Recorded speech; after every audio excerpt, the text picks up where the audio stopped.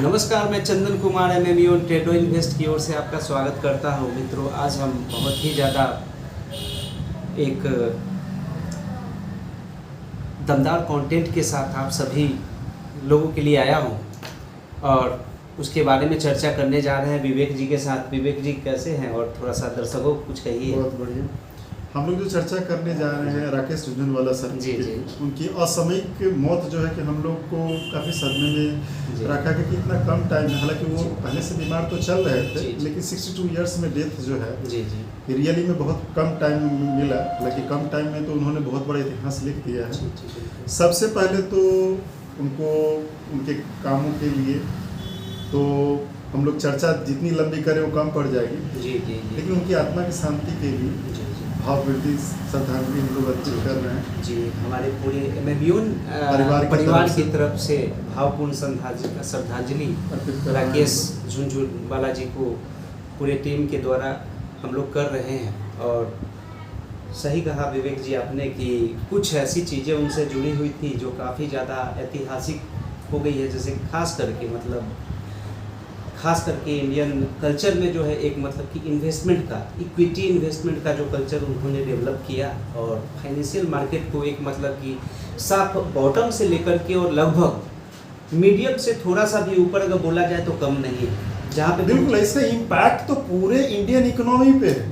कारण कि जब इन्वेस्टिंग का कल्चर बढ़ता है तो उसका इम्पैक्ट डायरेक्ट जो है कि इंडियन इकोनॉमी पे पड़ता है। सारे कंपनी का जो प्रोडक्शन हाउस के लिए उसको कैश फ्लो शेयर मार्केट के थ्रू उसमें मिलते रहता है, प्लस उससे जॉब अपॉर्चुनिटीज भी काफ़ी बढ़ते चलते हैं। जितना बड़ा इंडस्ट्रियलाइजेशन होगा, इंडस्ट्रियलाइजेशन के लिए जो फंड जो है जिस पर्पज से स्टॉक मार्केट का जो गठन किया गया है कि उसको easy money without any interest जो मनी मिले, वो सारे फैक्टर्स को इन्वेस्टिंग कल्चर से ही तो दम मिलता है। इन्वेस्टिंग कल्चर से ही तो पैसेंजर ट्रैफिक होते चलते हैं। तो ये उनका तो अमिट छाप इस इकोनॉमी पे है ही। सारे इंडस्ट्रियलिस्ट से लेके सारे जो बड़े पर्सनालिटीज इसको पर्सनली फील करते हैं। तो उनके विषय में तो मैंने कि जितनी चर्चा किया जाए कम हो, लेकिन दर्शकों को क्या क्या चीज़ नट सेट में बताया जाए इसके लिए स्टार्ट ये करते हैं क्योंकि बैकग्राउंड क्या था। तो बैकग्राउंड में बेसिकली वो अग्रवाल मारवाड़ी फैमिली से थे। झुंझुनू जो राजस्थान में है उसके आसपास उनका दादाजी और के पुश्तैनी मकान उधर वहाँ से था। दादाजी वहाँ से प्लान करके कानपुर में आके शिफ्ट कर गए थे, जो बहुत बड़े सिल्वर के कारोबारी थे। अच्छा। उसके बाद उनका फैमिली में जो उनके जो पिताजी हैं वो इनकम टैक्स में ज्वाइन किए थे। इनकम टैक्स में इनका जन्म तो ऐसे हैदराबाद में हुआ, लेकिन पूरा लालन पालन इनका मुंबई में हुआ। मुंबई में लास्ट आवर में तो इनके पिताजी कमिश्नर रैंक से रिटायर किए थे। अब आते हैं कि इनके कैरियर पे। तो कैरियर इनका जो मैंने Sydenham college of commerce and economics में वहाँ से वो ग्रेजुएट किए थे। जी। और वो ग्रेजुएशन के ड्यूरेशन में ये जस्ट एक बैच जूनियर थे। कोटक महिंद्रा सर जो है, कोटक महिंद्रा उनके जस्ट एक बैच जूनियर थे ये। तो वहीं से इनका स्टॉक मार्केट में इंटरेस्ट आने लगा। अच्छा। और इनका जो प्रथम गुरु थे इनके पिताजी थे। क्या होता था कि जब भी इनके पिताजी के कलीग्स लोग का जो शाम में जमावड़ा और शाम में जो बैठकें होती थी, हाँ उसमें चर्चा, हाँ उसकी चर्चा अक्सर स्टॉक है कि पिताजी भी इंटरेस्ट रखते थे। तो बार बार जब ये सुनते रहते थे तो इनके थॉट में तो जाते रहता था। लेकिन टर्निंग पॉइंट वहाँ से आया। एक बार की बात है कि ऐसे ही सब स्टॉक मार्केट पे और स्टॉक्स पे चर्चा कर रहे थे। तो पिताजी से पूछने गए और बाकी तो फ्रेंड्स थे ही उनके। काफी इंटरेस्टिंग है मित्रों, बहुत मजा आने वाला है जी। इसका प्राइस डेली क्यों फ्लक्चुएट करता है, सब क्यों ऐसा करते रहता है।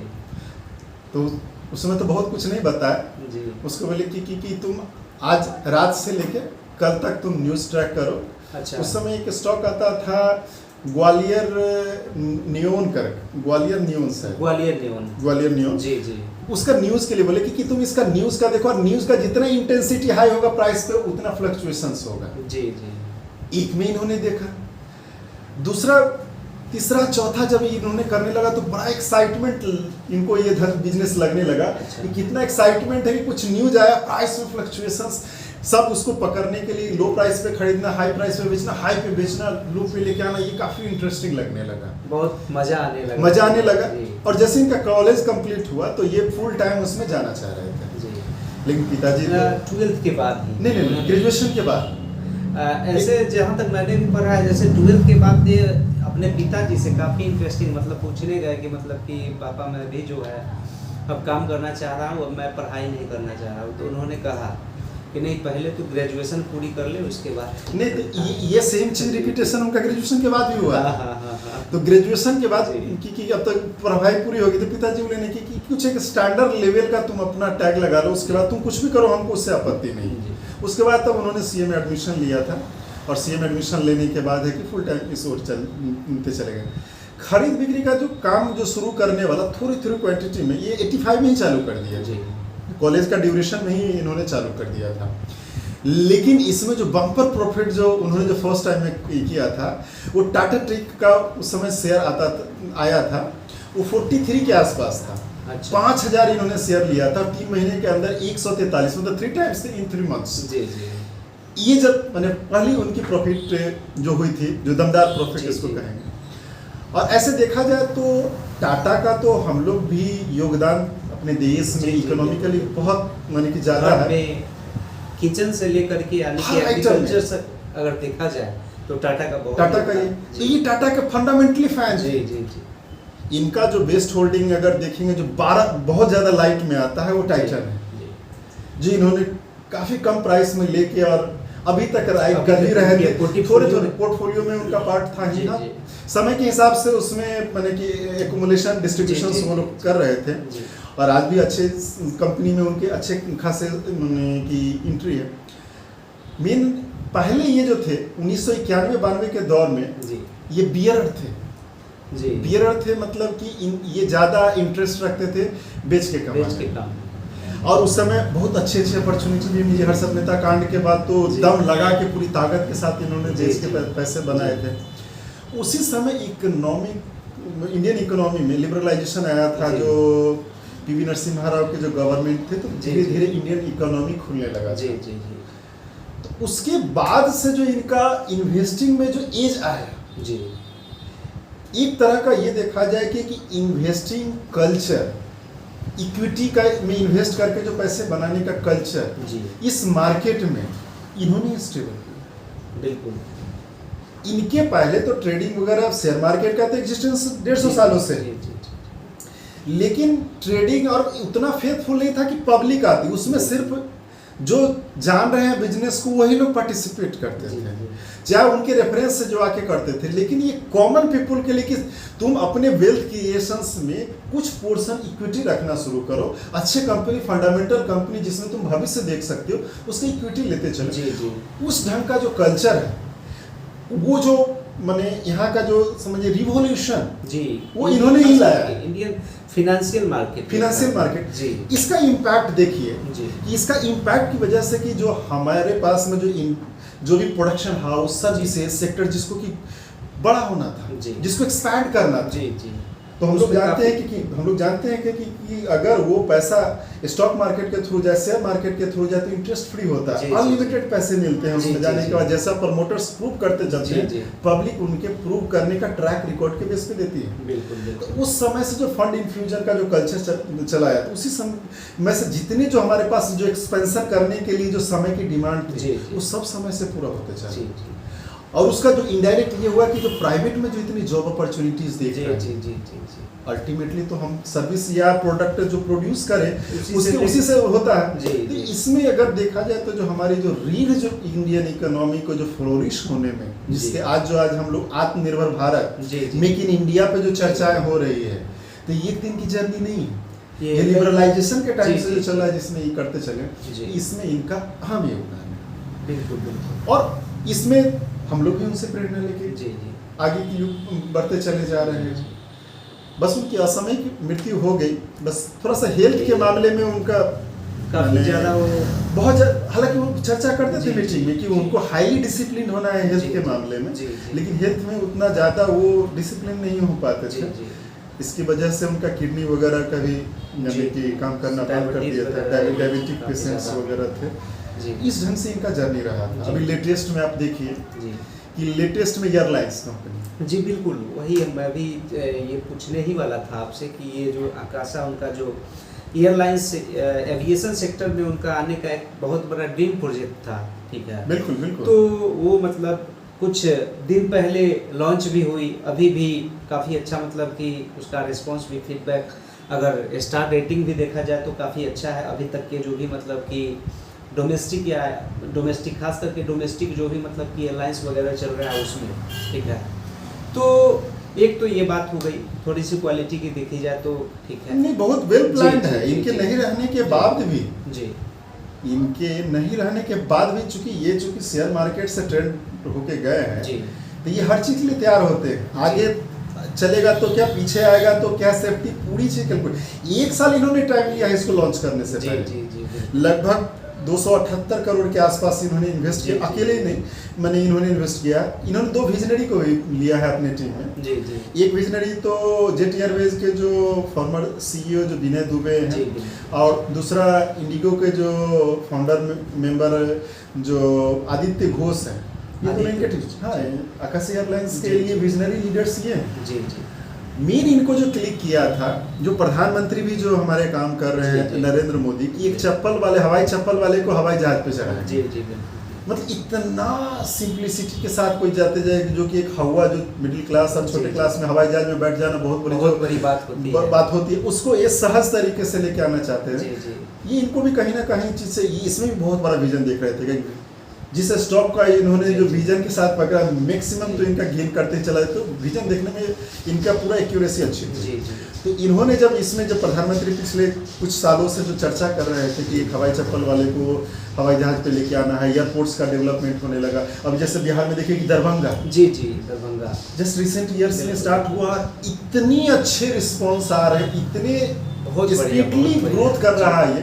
अब पूर्णिया स्टार्ट होने वाला है, तो छोटे शहर का जो रीच हो रहा है, तो इन्होंने लो कॉस्ट एयरलाइंस को लॉन्च किया। जी, जी, और लॉन्च करने के बाद है कि 2 विजनरी के साथ लॉन्च किया, जी, जी, जी, जो एग्जीक्यूट करेंगे। जी, जी, जी, तो इसलिए इनके एयरलाइंस को कुछ होने जाने, इनके सारे धंधा, इवन कि 2003 में इन्होंने जो रेयर इंटरप्राइज, जी, जी, रेयर मींस RA और राकेश और उनकी जो वाइफ जो है, उनके नाम से रेयर इंटरप्राइजेज का जो स्थापना किया है, ऐसा सेट पैटर्न में है कि वो हमेशा उसका ग्रोथ ही चलते चलेगा। जी, जी, उसके ऐसे माने उनका जो अगर देख के जो छोड़ के लेजेसी में जाने में, अंडर कंस्ट्रक्शन में उनका घर भी है।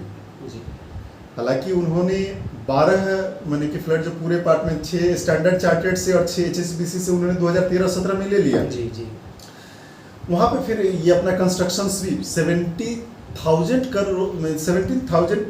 एकर्स में, सॉरी स्क्वायर फीट में जो उनका जो बन रहा है, वो भी अंडर कंस्ट्रक्शन है। सब कुछ हो जाएगा कि इनका जो भी जो सेट पैटर्न्स में डाल के रखे हो, काफी विजनरी लोग थे। और हेल्थ का इशू जब पब्लिक जान रही थी तो ऐसा नहीं था कि इनके पास कैलकुलेशन था, तो सब कुछ सेट पैटर्न्स में है, कुछ भी नहीं रुकेगा, सब स्मूथली चलेगा। जी, जी, बच्चे लोग भी काफ़ी माने कि बचपन से ही उनकी एजुकेशन माँ के द्वारा मिला, इनके द्वारा इसमें हो रही है। एक लड़की 2 लड़के हैं, इनके 2 ड्रीम्स हैं। हालांकि उनकी एक इच्छा थी कि बच्चे को हम 25 साल तक होते हुए देखना चाहेंगे। अभी बच्चे की उम्र तो उनकी 12 साल की, लेकिन जिस फैमिली से बिलोंग करते हैं, माँ की एजुकेशन, पिताजी की प्रेरणा है, सब अच्छे जाएगा, सब सेट पैटर्न में है। जी, जी, कुछ धूमिल ना हो, जी, जी, ना माने कि नहीं हो पाएगा, कम चांसेस जी, उसके लगते हैं। मतलब जो खास करके जो अपूर्णीय क्षति हुई है, ठीक है, तो इसके कारण से हमें नहीं लगता वो लीडर्स है रहने के बाद कोई भी लीडर्स रिप्लेस तो किए नहीं जा सकते ना। कोई अगर लीडर्स इस मार्केट में अगर उठते भी हैं तो एक अलग डायरेक्शन की ओर लीड करेंगे, उनका योगदान एक अलग डायरेक्शन होगा।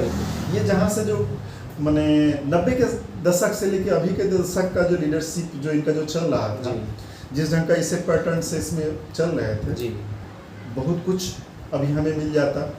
अभी जब रिसेंटली 2 मीटिंग हुई थी इनकी, जी, जी, एक तो रमन जो हमारे जो फाइनेंस मिनिस्टर हैं, जी, जी, निर्मला सीतारमण, निर्मला सीतारमण, पीएम के साथ भी जो रिसेंटली मीटिंग हुई 3-4 महीने पहले मैंने की हुई थी। काफी सिंपलिसिटी के साथ में प्लेन शर्ट में ऐसे बिना अंडर शूटिंग की हवाई चप्पल मीटिंग में पहुंच जाते थे, क्योंकि विजनरी लोग थे। तो विजनरी जो भी उनको जो डिसीजंस लेना होता था, जब मीटिंग करते थे तो ऐसे विजनरी लोग को बुलाते थे, टाइम टू टाइम जब भी जाते थे।